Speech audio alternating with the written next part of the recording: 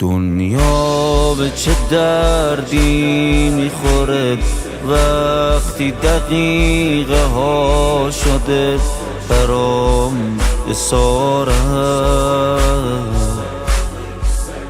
دنیا به چه دردی میخوره وقتی نمیتونم برم حرم زیارت.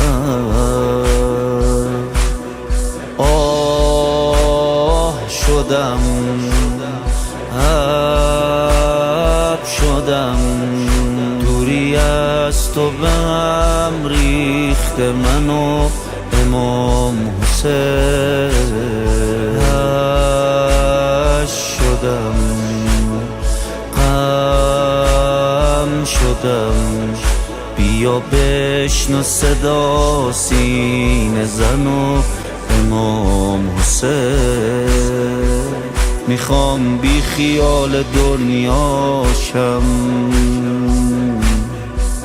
میخوام بندگی کنم با تو، میشه بیشتر پیشت باشم، میخوام زندگی کنم با تو. رحمت الله الواسع یا حسین یا حسین یا حسین.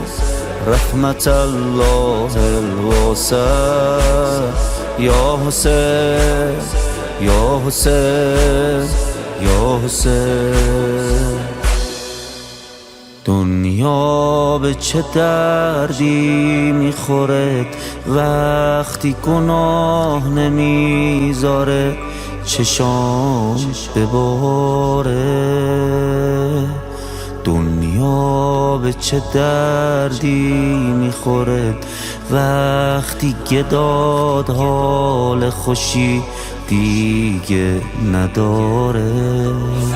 دنیا به چه دردی میخوره وقتی حریف بغض تو گلوم نمیشه.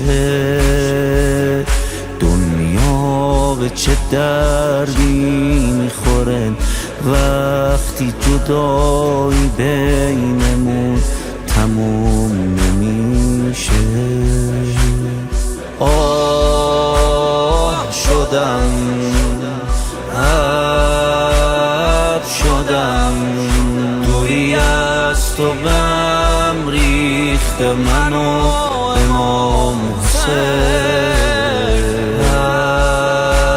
شدم غم شدم بیا بشنو صدا سینه زنو امام حسین.